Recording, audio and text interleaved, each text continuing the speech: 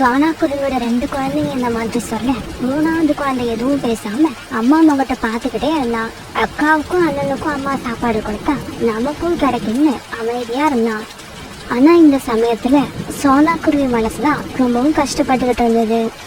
இதுக்கப்புறமும் இப்படி வீட்டுல உட்காந்துருக்கிறதுல அர்த்தம் இல்லை. ஏதாவது செஞ்சு நம்ம குழந்தைங்களுக்கு உணவு கொடுத்தே ஆகணும். யார்கிட்ட கேட்கறது? காணனும் கோரி அக்காவும் தான் கொஞ்சம் பணக்காரவங்க. அவங்க கிட்ட போய் கேட்டா கண்டிப்பா உணவு கிடைக்கும். இப்படி நினைச்ச சோனா குருவி கால்காகத்தோட வீட்டை நோக்கி பயந்து போச்சு. இப்படி போன சோனா குருவி கால்காகத்தோட வீட்டு கதவை தட்டுச்சு. கோரியக்கா, கோரியக்கா, கொஞ்சம் சீக்கிரம் கதவை தரங்க. சோனா குருவி கூப்பிட்ட சதத்தை கேட்ட காலுக்காக வெளியில வந்தது. சோனா, இந்த மழையில கொடை கூட எடுக்காம வந்திருக்க, என்ன விஷயம்? காலண்ணா, என்னோட குழந்தைங்க 2 நாளா எதுவும் சாப்பிடாம இருக்காங்க. எங்க வீட்டுல எந்த உணவும் இல்லை. உங்ககிட்ட இருக்கிற தானியங்களை கொஞ்சம் எனக்கு கொடுங்க. இதை நான் கடனா தான் கேட்குறேன். மழை விட்டதும் அந்த தானியங்களை உங்களுக்கு நான் திருப்பி கொடுத்துட்றேன். சோனா, உனக்கே தெரியும், நான் ஒரு பொம்மை வியாபாரி. பொம்மை விற்று தான் எங்க பழப்பே நடக்குது. 4 நாளா இந்த மழையால பொம்மையை வியாபாரத்துக்கு எடுத்துக்கிட்டு போகவே முடியல. அப்புறம் எப்படி எங்க வீட்டுல உணவு இருக்கும்? இருந்தாலும் உன்னை பார்க்கவும் பாவமா இருக்கு. இது வீட்டுல நாங்க வச்சிருக்க தானியங்கள்ல இருந்து உனக்கு கொஞ்சம் எடுத்துக்கிட்டு வர. காலண்ணா, உங்களுக்கு ரொம்ப நன்றி. சீக்கிரமா எடுத்துட்டு வாங்க. மழையில என் குழந்தைங்களை தனியா விட்டுட்டு வந்திருக்கேன். சோனா குருவி இப்படி சொல்லிக்கிட்டு இருக்கும்போது கோரிக்காக வெளியில வந்தது. என்ன காலேஜி, இருக்கிற தானியங்களை எடுத்து கொடுத்துட்டு என்ன பட்டினி போட்டு கொல்லலாம்னு முடிவு பண்ணிட்டீங்களா? கோரிக்காவை இப்படி சொன்ன உடனே காலுக்காவை எதுவுமே பேசாம மௌனமா நின்னுது. கோரிக்கா, கொஞ்சம் பெரிய மனசு பண்ணுங்க. இந்த தானியங்களை நான் எனக்காக கேட்கல, என்னுடைய குழந்தைங்களுக்காக தான் கேட்கிறேன். சோனா, நீ தானியங்களை யாருக்காக வேணாலும் கேளு. ஆனா எங்க கிட்ட இருந்தாதானே கொடுக்க முடியும். இருக்கிற கொஞ்சம் தானியங்களையும் உங்ககிட்ட கொடுத்துட்டு நாங்க பட்டினி கிடக்கணும்னு அவசியம் இல்லை. இதை கேட்டுட்டு சோனா குருவி அழ ஆரம்பிச்சது.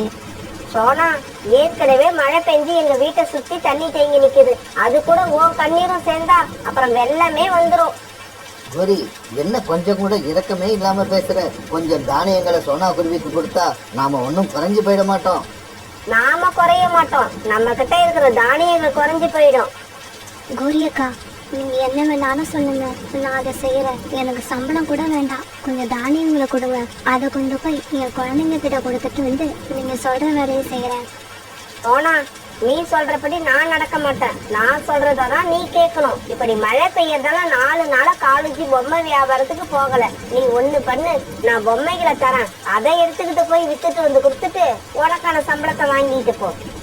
கோரியக்கா, இந்த மழையில பொம்மைங்களை எடுத்துட்டு போனா யாரும் வாங்க மாட்டாங்க. மழை விட்டதும் உங்க பொம்மைங்களை வித்து தரேன். இப்ப எனக்கு கொஞ்சம் தானியங்களை கொடுங்க.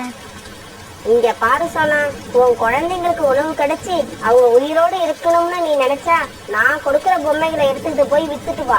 இல்லன்னா இடத்த காலி பண்ணு. காலேஜி, நீங்க ஏன் இன்னும் இங்க நின்றுட்டு இருக்கீங்க? சீக்கிரமா உள்ள போங்க. நீங்க வெளியில நிக்க நிக்க உங்களுக்கு இறக்க குணம் அதிகமாகிக்கிட்டே போகும். மழையில பொம்மைகளை எடுத்துட்டு போனா வியாபாரம் ஆகாது. இது சோனா குருவிக்கு நல்லா தெரியும். இருந்தாலும் இப்ப சோனா குருவிக்கு இதை விட்டா வேற வழியே இல்லை. மழையா இருந்தாலும் பரவாயில்ல, பொம்மைங்களை எடுத்துட்டு போய் விற்கிறதுக்கு முயற்சி பண்ணி தான் ஆகணும். குரியக்கா, உங்க பொம்மைங்களை எடுத்துட்டு வந்து கொடுங்க. நான் பொம்மைகளை போய் வித்துட்டு வரேன். சோனா, நீ ஒரு பாசமுள்ள தாய்ங்கிறத ப்ரூவ் பண்ணிட்ட.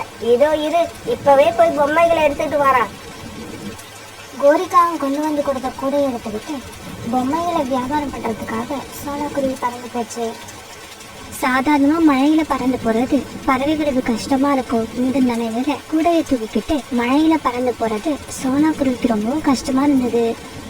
பொம்மை வாங்குங்க, யாராவது பொம்மை வாங்குங்க. என்னோட குழந்தைங்களுக்காக யாராவது பொம்மை வாங்குங்க. சோனா, இந்த மழையில பொம்மை விற்கணும்னு உனக்கு என்ன அவசியம்? உனக்கு 3 குழந்தைங்க இருக்காங்க, ஞாபகம் இருக்குல்ல? இப்படி மழையில நனைஞ்சு உன் உடம்புக்கு ஏதாவது ஆயிடுச்சுன்னா அந்த குழந்தைங்களை யார் பாதுகாப்பா? இந்த மழையில நான் பொம்மைங்களை விற்கிறது என் குழந்தைங்க உயிரோட இருக்கிறதுக்காக தான். என் குழந்தைங்க மேல உங்களுக்கு உண்மையிலேயே அக்கறை இருந்தா தயவு செய்து ஒரு பொம்மையை வாங்கிக்கோங்க. நீ என்ன சொல்றன்னு எனக்கு எதுவுமே புரியல. பிறகு சோனா குருவி தான் பொம்மை விற்க வந்த கதையை ஜம்ஜம் பறவைக்கிட்ட சொல்லுச்சு. சோனா, உன்னோட நிலைமைய கோரிக்காக தனக்கு சாதகமா பயன்படுத்திக்குது. இது ரொம்ப கெட்ட விஷயம். அண்ணா, தயவு செய்து ஒரு பொம்மையை வாங்குங்க. என் குழந்தைங்களுக்காக நீங்க செய்ய உதவியா நினைச்சுக்கோங்க. ஆனா என் நிலைமைய உங்ககிட்ட எப்படி சொல்றதுன்னு தெரியல. வீட்டுல பணமும் இல்ல, உணவும் இல்ல. யார்கிட்டயாவது கடன் கேட்கலான்னு வெளியில வந்தேன், அதுவும் கிடைக்கல. தயவு செய்து என்ன மன்னிச்சிடு. இப்படி சொன்ன ஜம்ஜம் பறவை பிறகு அங்கிருந்து பறந்து போயிடுச்சு. கொஞ்ச நேரம் அதே இடத்துல உட்கார்ந்த சோனா குருவி மனம் உடைஞ்சு அழுதுகிட்டே இருந்தது. சோனா குருவி இப்படி மனசு உடைஞ்சு அழுததை பார்த்த ஒரு பாபா சோனா குருவி கிட்ட வந்தாரு. குருவி, ஏன் இந்த மழையில இங்க உக்காந்து அழுதுகிட்டு இருக்க? பாபாஜி, நான் என் குழந்தைங்களுக்காக இந்த பொம்மைகளை வியாபாரம் செய்ய எடுத்துட்டு வந்திருக்கேன். எல்லா பொம்மைகளும் விட்டு போகணும்னு என்னை ஆசீர்வாதம் பண்ணுங்க. பிறகு கொஞ்ச நேரம் கண்ண மூடி உட்கார்ந்திருந்த பாபாஜி பிறகு இப்படி பேச ஆரம்பிச்சாரு. குருவி, இந்த பொம்மைகளால தான் உன் குழந்தைங்களோட பசி தீரப்போகுது. அதே சமயம் இந்த பொம்மைகள் விற்கிறதால உன் குழந்தைங்களோட பசி தீராது. பாபாஜி இப்படி சொன்ன உடனே சோனா குருவிக்கு எதுவுமே புரியல. பாபாஜி, நீங்க சொல்ற வார்த்தைகளை கேட்டு எனக்கு ஒரே குழப்பமா இருக்கு, கொஞ்சம் தெளிவா சொல்லுங்க.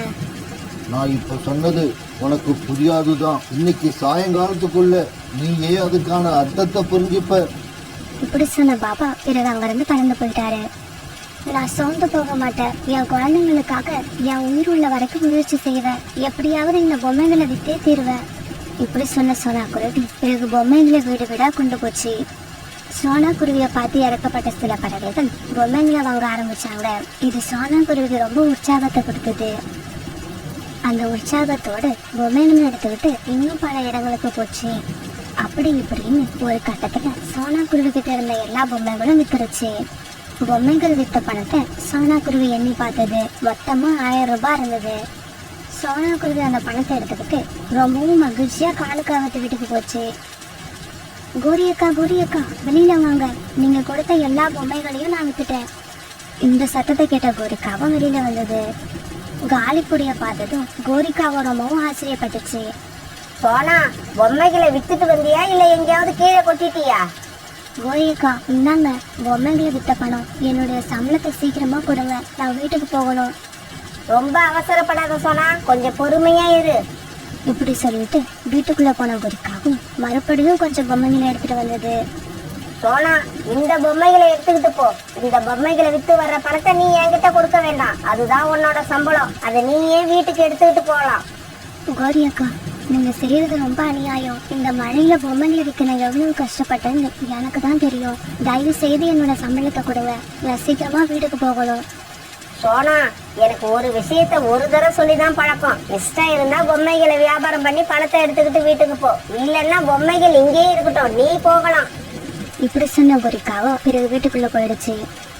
கோரியக்கா பேச்சு கேட்டு பொம்மைகளை விட்டுட்டு வந்தது பெரிய தப்பு. அந்த நேரத்துல என் குழந்தைங்க உணவுக்காக நான் வேற ஏதாவது முயற்சி பண்ணியிருக்கலாம்.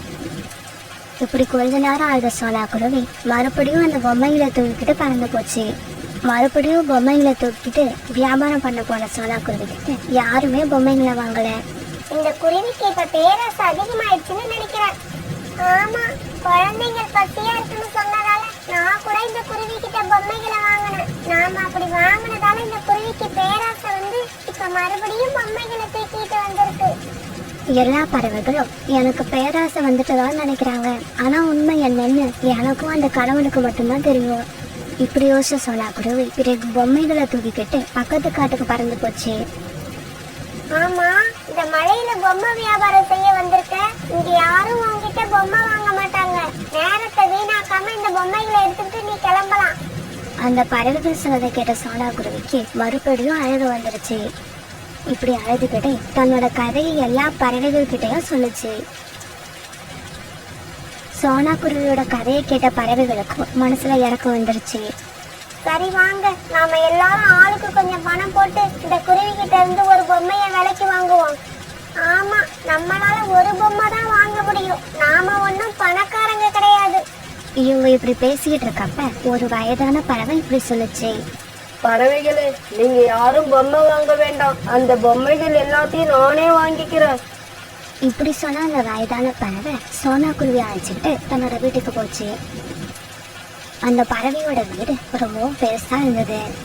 இங்க பாரு குருவி, இந்த பொம்மைகள் இங்கேயே இருக்கட்டும். நீ போய் முதல்ல உன்னோட 3 குழந்தைங்களையும் இங்க அழைச்சிக்கிட்டு வா. அம்மா, நீங்க இந்த பொம்மைகளை எடுத்துக்கிட்டு அதுக்கான காசு கொடுங்க, நான் சீக்கிரம் வீட்டுக்கு போகணும். அதுவும் இல்லாம இந்த மழையில என் குழந்தைங்களை இங்க அழைச்சிட்டு வரத நான் விரும்பல. இந்தா இந்த கொடையை எடுத்துக்கிட்டு போ. உன் 3 குழந்தைங்களையும் இங்க அழைச்சுக்கிட்டு வா. என் பேச்சை கேட்டா உனக்கு எல்லாமே நல்லதாவே நடக்கும். அந்த வயதான பறவை இப்படி சொன்ன உடனே சோனா குருவி கொடை எடுத்துட்டு போய் தன்னோட 3 குழந்தைங்களையும் அந்த வீட்டுக்குள்ள அழைச்சிட்டு வந்தது. அந்த வயதான பறவை குழந்தைகள் வந்த உடனே அவங்களுக்கு இனிப்பான பழங்களை கொடுத்தது. இங்க பாரு குருவி, நீ இதுக்கப்புறம் எங்கேயும் போய் பொம்மை வியாபாரம் செய்யணும்னு அவசியம் கிடையாது. என் கூட இந்த வீட்லயே இரு. எனக்கு சொந்தம்னு யாருமே இல்ல. இதுக்கப்புறம் என்னோட சொந்தம் எல்லாம் நீயும் உன்னோட 3 குழந்தைங்களும் தான். அதுக்கப்புறம் சோனா குருவி வாழ்க்கையில கஷ்டங்கிற பேச்சுக்கே இடம் இல்லாம போயிடுச்சு. அந்த பறவை கூட அந்த வீட்டுல ரொம்ப சந்தோஷமா வாழ ஆரம்பிச்சது. இப்படி கொஞ்ச நாள் போனதுக்கு அப்புறம் தான் அந்த பாபாஜி சொன்ன வார்த்தையோட அர்த்தம் சோனா குருவிக்கு புரிய ஆரம்பிச்சது.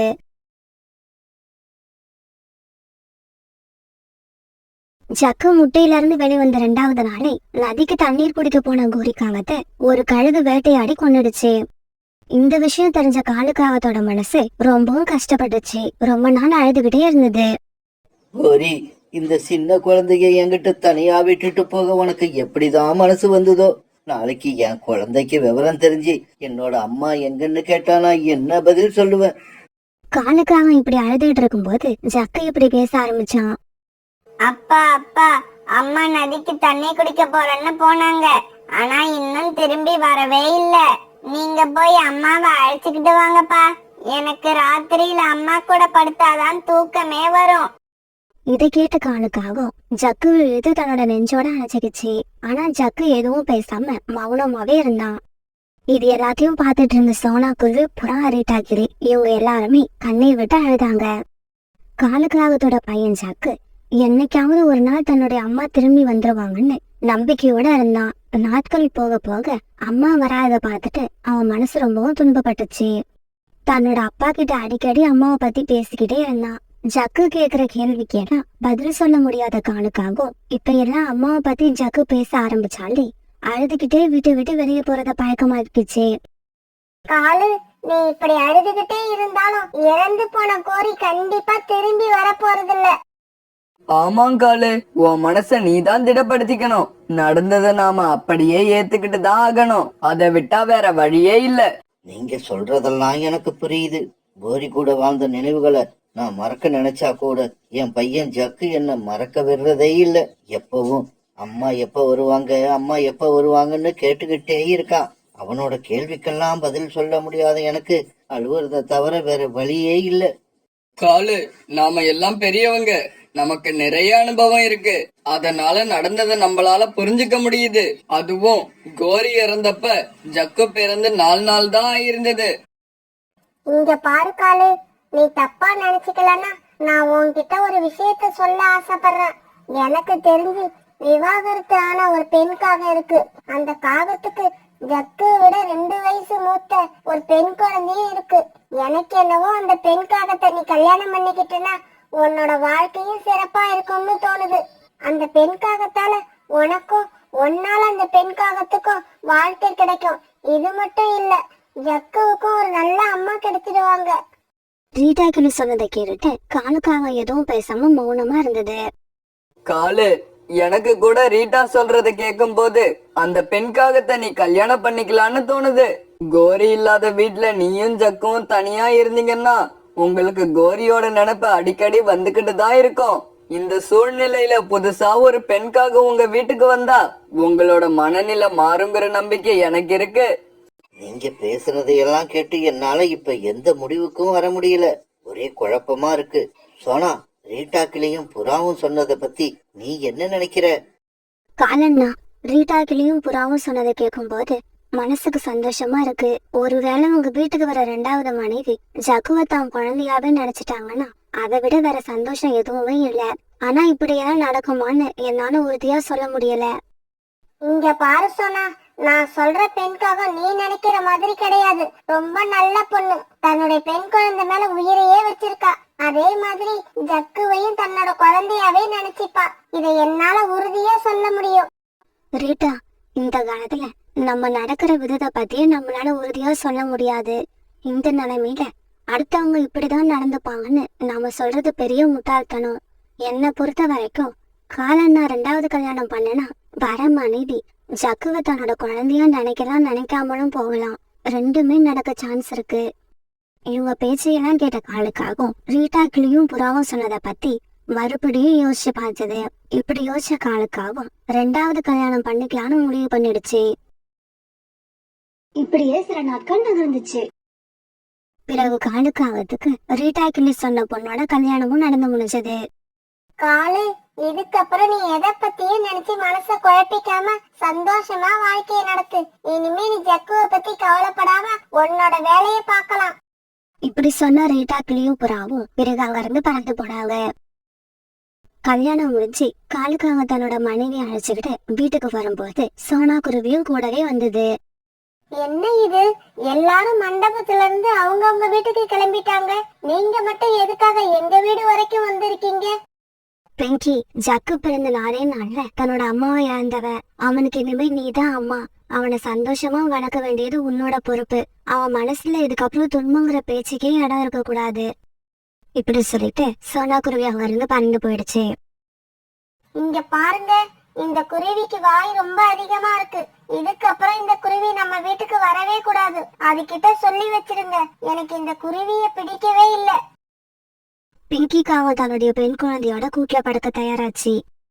அதை பார்த்து ஜக்கு உடனே தன்னுடைய சித்தி கிட்ட போனான். அம்மா அம்மா, நானும் இன்னைக்கு உங்க கூட படுத்துக்கிறேன். எனக்கு அம்மா கூட படுத்து தூங்கணும்னு ரொம்ப நாளா ஆசை. இங்க பாரு ஜக்கு, இது ரொம்ப சின்ன கூடு. இதுல நானும் என் பொண்ணும் படுக்கிறதுக்கு தான் சரியா இருக்கு. நீ போய் எப்போதும் போல அப்பா கூட படுத்து தூங்கு. இது கேட்ட காலுக்காக உடனே ஜக்குவை கூப்பிட்டு தன்னோட பக்கத்துல படுக்க வச்சிருச்சு. வந்த முதல் நாளே பிங்கி ஜக்கு கிட்ட நடந்துட்ட விதத்தை பார்த்த காலுக்காவதுக்கு மனசுக்குள்ள லேசா பயம் வர ஆரம்பிச்சது. இல்ல இல்ல, அப்படியெல்லாம் இருக்காது. முதலா ஜக்குவை இன்னைக்கு தானே பாத்திருக்கா, அதனால இப்படி நடந்திருக்கலாம். போக போக ஜக்கு மேலையும் அவளுக்கு பாசம் வந்து அவனை தன்னோட குழந்தையாவே நினைக்க ஆரம்பிப்பா. இப்படி நினைச்ச காலுக்காகவும் அப்படியே தான் கண்களை மூடி தூங்க ஆரம்பிச்சது. இப்படியே சில நாட்கள் நகர்ந்துச்சு. ஒரு நாள் காலையில எந்திரிச்ச காலுக்காகவும் அது வேலை பாக்குற இடத்துக்கு பறந்து போச்சு. காலுக்காக இப்படி வேலைக்கு போன உடனே ஜக்குவோட சித்தி பிங்கி ஜக்குவை எழுப்ப ஆரம்பிச்சது. ஜக்கு ஜக்கு, எழுந்திரு. என்ன இவ்வளவு நேரம் தூங்கிக்கிட்டு இருக்க? பிங்கி இப்படி சொன்ன உடனே தூங்கிட்டு இருந்த ஜக்கு எந்திரிச்சு உட்கார்ந்தான். ஜக்குவுக்கு தூக்கம் இன்னும் கலையவே இல்ல. அம்மா, என்னம்மா வேணும்? எதுக்குமா எழுப்புனீங்க? இங்க பாரு ஜக்கு, வீட்டுல தண்ணி கொஞ்சம் கூட இல்ல. சீக்கிரமா இந்த பானையை எடுத்துக்கிட்டு போய் நதியில இருந்து தண்ணி எடுத்துக்கிட்டு வா. அம்மா, நான் இது வரைக்கும் தண்ணி எடுத்துக்கிட்டு வந்ததே இல்ல. அதுவும் இல்லாம இந்த பானை ரொம்ப பெருசா இருக்கு. என் கூட அக்காவையும் அனுப்பி வைங்க. என்னது, அக்காவை அனுப்பி வைக்கணுமா? அவ தூங்கிக்கிட்டு இருக்கிறத நீ பாக்கலையா? போ போ, சீக்கிரமா போய் தண்ணி எடுத்துக்கிட்டு வா. நீ தண்ணி எடுத்துக்கிட்டு வந்ததுக்கு அப்புறம் தான் நான் சமைக்க ஆரம்பிக்கணும். பிங்கி இப்படி சொல்ல ஜக்கு உடனே அந்த பானையை தூக்கிட்டு தண்ணீர் எடுக்கிறதுக்காக நதியை நோக்கி பறந்து போனான். ஜக்கு இப்படி போய் கொஞ்ச நேரத்துல எல்லாம் சோனா குருவி காலுக்காக வீட்டுக்கு வந்தது. இப்படி வந்து சோனா குருவி வாசலுக்காக தட்ட ஆரம்பிச்சது. சோனாக்கா, என்ன வேணும் உங்களுக்கு? பிங்கி, எங்க வீட்டுல இன்னைக்கு இடியாப்பம் செஞ்சேன். ஜக்குவுக்கு இடியாப்பம்னா ரொம்ப பிடிக்கும். அதான் அவனுக்கு இடியாப்பம் கொடுத்துட்டு போலான்னு எடுத்துட்டு வந்தேன். ஜக்குவை கொஞ்சம் கூப்பிடு, அவனை பார்த்து ரொம்ப நாள் ஆகுது. இங்க பாருங்க, ஜக்கு சின்ன குழந்தை தானே, அதனால இன்னும் எழுந்திருக்கல, தூங்கிக்கிட்டு இருக்கான். நீங்க இடியாப்பத்தை கொடுத்துட்டு போங்க. அவன் எழுந்த உடனே நானே அவன்கிட்ட கொடுக்கறேன். பிங்கி இப்படி சொன்ன உடனே சோனா குருவி இடியாப்பத்தை பிங்கி கிட்ட கொடுத்துட்டு தன்னுடைய வீட்டுக்கு பறந்து போச்சு. இப்படி போன சோனா குருவி எதிரில ஜக்கு ஒரு பானை நிறைய தண்ணீர் எடுத்துட்டு பறக்க முடியாம பறந்து வந்ததை பாத்துருச்சு. இத பார்த்த சோனா குருவி அவனை நிறுத்தி அவன்கிட்ட இப்படி பேச ஆரம்பிச்சது. ஜக்கு, இவ்ளோ பெரிய பானையை உன்கிட்ட கொடுத்து யாரு தண்ணி எடுத்துட்டு வர சொன்னது? புதுசா வந்த அம்மா தான் இந்த பானையை கொடுத்து தண்ணி எடுத்துக்கிட்டு வர சொன்னாங்க. நான் அக்காவையும் கூட அனுப்புங்கன்னு கேட்டேன், ஆனா அவங்க அனுப்பல. ஜக்கு, இப்ப எல்லாம் வீட்டுல சந்தோஷமா இருக்கியா இல்லையா? இல்ல ஆண்டி, இந்த அம்மா வந்ததுல இருந்து எனக்கு ஏதாவது கஷ்டமான வேலையை கொடுத்துக்கிட்டே இருக்காங்க. என்னால செய்ய முடியலன்னு சொன்னா திட்டுறாங்க. அதனாலயே அவங்க என்ன வேலை சொன்னாலும் நான் செஞ்சிடுவேன். இதை கேட்ட சோனா குருவியோட கண்ணுல அதையும் அறியாம கண்ணீர் வர ஆரம்பிச்சது. அதுக்கப்புறம் சோனா குருவி எதுவுமே பேசல. பிறகு அந்த தண்ணீர் பானையை தூக்கிக்கிட்டு சோனா குருவி ஜக்குவை கொண்டு போய் வீட்டுல விடுறதுக்காக அவங்க கூட பறந்து போச்சு. தண்ணீர் பானையை தூக்கிட்டு சோனா குருவி தன்னோட வீட்டுக்கு வரத பார்த்த பிங்கிக்கு எதுவுமே புரியல. அதனால மௌனமா இருந்தது. பிங்கி, உன் பொண்ணு ஜக்குவை விட 2 வயசு மூத்தவ தானே. தண்ணி எடுக்க நதிக்கரைக்கு அவளை அனுப்பாம எதுக்காக இந்த சின்ன பையனை அனுப்பி வைக்கிற? இவனால இந்த தண்ணீர் பானைய சரியா தூக்க கூட முடியல. இங்க பாருங்க சோனாக்கா, எனக்கு என் பொண்ணு வேற ஜக்கு வேற கிடையாது. எனக்கு 2 பேருமே ஒண்ணுதான். உங்களை மாதிரி எல்லாம் எனக்கு 2 பேரையும் பிரிச்சு பார்க்க தெரியல. ஆனா இப்படி நீங்க அடிக்கடி வீட்டுக்குள்ள வந்து என்கிட்ட பேச ஆரம்பிச்சீங்கன்னா எனக்கு உங்களை மாதிரி பிரிச்சு பாக்குற புத்தி வந்துருமோன்னு பயமா இருக்கு. தயவு செய்து சொல்றேன், இதுக்கப்புறம் எங்க வீட்டுக்கு வராதீங்க. இங்க பாரு பிங்கி, நீ பேசுற பேச்சுக்கும் செய்யற செயலுக்கும் சம்பந்தமே இல்லாம இருக்கு. உன்னை நீயே மாத்திக்க. இல்லைன்னா ஜக்குவோட அப்பாவை பார்த்து நானே எல்லா உண்மையும் சொல்லிடுவேன். இதுதான் உனக்கு கொடுக்கற கடைசி எச்சரிக்கை. இப்படி சொன்னா குருவி அங்க இருந்து பறந்து போயிடுச்சு. இப்படியே சில நாட்கள் நகர்ந்துச்சு. நாட்கள் வேகமா ஓடனாலும் பிங்கி தன்னையோ தன்னோட செயலையோ மாத்திக்கவே இல்லை. ஒரு நாள் காலுக்காக சாயங்காலம் வேலையில இருந்து வீட்டுக்கு திரும்பும் போது பழங்களும் கொஞ்சம் தானியங்களும் எடுத்துட்டு வந்தது. காலுக்காக இப்படி கொண்டு வந்த உடனே பிங்கியோட பெண் குழந்தை பழத்தை எடுத்து சாப்பிட ஆரம்பிச்சது. ஜக்கா அந்த தானியங்கள் பக்கத்துல போய் உட்காந்து அதை சாப்பிட ஆரம்பிச்சான். பிங்கி, குழந்தைங்க 2 பேரும் அவங்க இஷ்டத்துக்கு சாப்பிடுறாங்க. இதனை வேடிக்கை பார்த்துக்கிட்டு இருக்க. அந்த பழத்தை எடுத்து 2 பேருக்கும் ஆளுக்கு பாதியா வெட்டி கொடு. என்னங்க, இது இன்னைக்கு மட்டும் நடக்கல, தினமும் இப்படிதான் நடக்கும். ஏன்னா ஜக்குவுக்கு பழங்களே பிடிக்க மாட்டேங்குது. அவன் காஞ்ச தானியங்களை தான் ஆசையா சாப்பிடுறான். அப்படியா ஜக்கு? அம்மா சொல்றது உண்மையா? உனக்கு காஞ்ச தானியங்கள் தான் பிடிக்குமா? ஆமாப்பா, எனக்கு காஞ்ச தானியங்கள் தான் பிடிச்சிருக்கு. அப்பா போனதுக்கு அப்புறம் அம்மா கிட்ட அடி வாங்காம இருக்கிறதுக்காக ஜக்கா அப்பா கிட்ட எப்படி போய் சொன்னான். ஒரு நாள் காலுக்காக ஜக்குவை குளிக்க வைக்கிறதுக்காக நதிக்கரைக்கு அழைச்சிட்டு போச்சு. இப்படி இவங்க குளிச்சுட்டு திரும்பி வரப்ப வழியில ஒரு பழம் கிடைக்கிறத பார்த்தாங்க. அப்பா அப்பா, இந்த பழத்தை நான் சாப்பிடவா? இப்படி கேட்ட ஜக்கு உடனே அந்த பழத்தை வேக வேகமா சாப்பிட ஆரம்பிச்சான். ஜக்கு இந்த பழத்தை சாப்பிட்டு முடிக்கிற வரைக்கும் பொறுமையா இருந்த காலுக்காக பிறகு இப்படி கேட்டது. ஜக்கு, அன்னைக்கு என்னவோ உனக்கு பழங்களே பிடிக்காதுன்னு சொன்ன. இப்ப என்னடானா இந்த பழத்தை இவ்வளவு ஆர்வமா சாப்பிடுற? அப்பா இப்படி கேட்ட உடனே ஜக்கா அழுதுகிட்டு நடந்த எல்லாத்தையும் அப்பா கிட்ட சொல்ல ஆரம்பிச்சான். அப்பா, எனக்கு பழங்களை சாப்பிட ஆசையாதான் இருக்கும். என்ன பண்றது? அம்மாவோட அடிக்கு பயந்துதான் நான் பழங்களை சாப்பிடாம காஞ்ச தானியங்களை மட்டும் சாப்பிடுவேன். இதை கேட்டுட்டு காலுக்காகத்துக்கு தன்னோட 2வது மனைவி மேல கோபமா வந்தது. நேரா தன்னோட வீட்டுக்கு வந்த காலுக்காகவும் தன்னோட ஆத்திரம் தீர்ற வரைக்கும் பிங்கிக்கு 4-5 அடி கொடுத்தது. இப்படி பிங்கி அடிச்ச காலுக்காகவும் உடனே பிங்கியோட பெண் குழந்தை 2 பேரையும் வீட்டை விட்டு வெளியே அனுப்பிடுச்சு. காலுக்காக வீட்டுல நடக்கிற எல்லாத்தையும் பார்த்த சோனா குருவி, புறா, ரீட்டாக்கிளி எல்லாரும் அங்க வந்தாங்க. காலு, என்ன மன்னிச்சுக்க. இந்த பிங்கி இப்படிப்பட்டவளா இருப்பான்னு எனக்கு தெரியாது.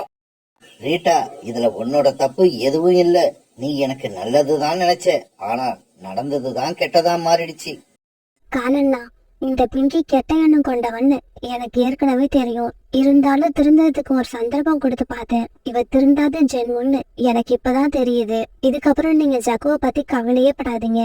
நீங்க வேலைக்கு போற சமயத்துல நாங்க 3 பேரும் எங்களோட வீட்டுல அவனை வச்சுக்கிறோம். ஆமாங்காலு, இனிமே நீ ஜக்குவை பத்தி கவலையே படாத. கௌரிக்காகவும் உனக்காகவும் இத நாங்க கண்டிப்பா செய்வோம்.